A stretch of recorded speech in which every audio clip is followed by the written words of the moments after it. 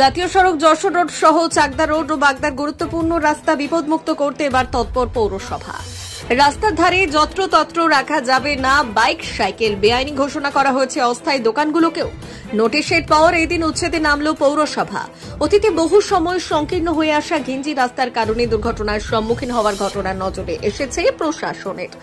তাই যাতে রাস্তায় নিরাপদে সুরক্ষিতভাবে চলাচল করতে পারে পথচারীরা, তাই পৌরসভার তরফ থেকে রাস্তার দুধারে অস্থায়ীভাবে ব্যবসাদার ও দোকানদারদের উঠে যাওয়ার নির্দেশ দেওয়া হয়। বহু স্থায়ী দোকানের অস্থায়ীভাবে বাড়িয়ে নেওয়া অংশ সরিয়ে নেওয়ার নির্দেশ দেওয়া হয়েছে পৌরসভার তরফে।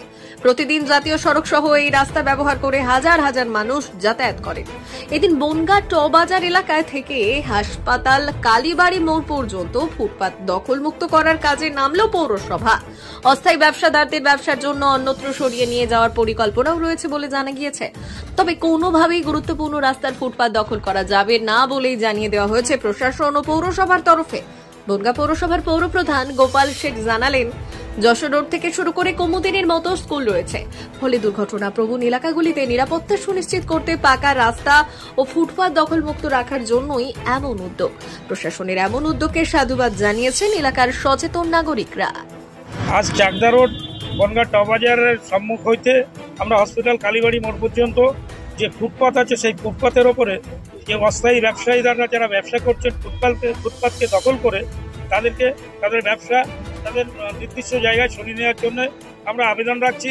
এবং যারা খুবই অসুবিধার কারণ হয়ে উঠছে, মানুষের চলাচলের অসুবিধার কারণে, তাদেরকে আমরা বারংবার নোটিশ দিয়েছি এবং মাইকিং করেছি, ফ্লেক্সের মাধ্যমে জানিয়েছি। তা সত্ত্বেও যারা কথা শুনছে না, তাদেরকে আমরা বারবার অনুরোধ করে তাদের ব্যবসাকে পাশাপাশি কোনো জায়গায় সরিয়ে দিচ্ছি। না, এটা বনগাঁ পৌরসভা যে উদ্যোগ নিয়েছে এর আগেও নিয়েছিল। গরিব মানুষরা ব্যবসা করে ঠিকই, কিন্তু যখন তারা মানুষের দুর্ঘটনার কারণ হয়ে দাঁড়ায়, সেগুলো তখন পৌরসভা হস্তক্ষেপ করে। আমরা প্রতিটা মুহূর্তে প্রত্যেকটা যারা রাস্তায় ফুটপাতে দোকানদারি করে, আমরা বলেছি রাস্তার ব্ল্যাক টপ এবং ফুটপাত ছেড়ে তোমরা দোকানদারি করো, তাতে আমাদের আপত্তি নেই। কিন্তু মানুষ চলতে পারবে না, মানুষ ফুটপাত দিয়ে হাঁটতে পারবে না, এটা তো হতে পারে না। সুতরাং যেভাবেই হোক এই ফুটপাত এবং পিচের রাস্তা এই দখলমুক্ত সবসময় করতে হবে। আমাদের প্রতিনিয়ত বলছি তারা নির্দিষ্ট জায়গায় ফুটপাত ছেড়ে গিয়ে বসুক, আমাদের কোনো আপত্তি নেই।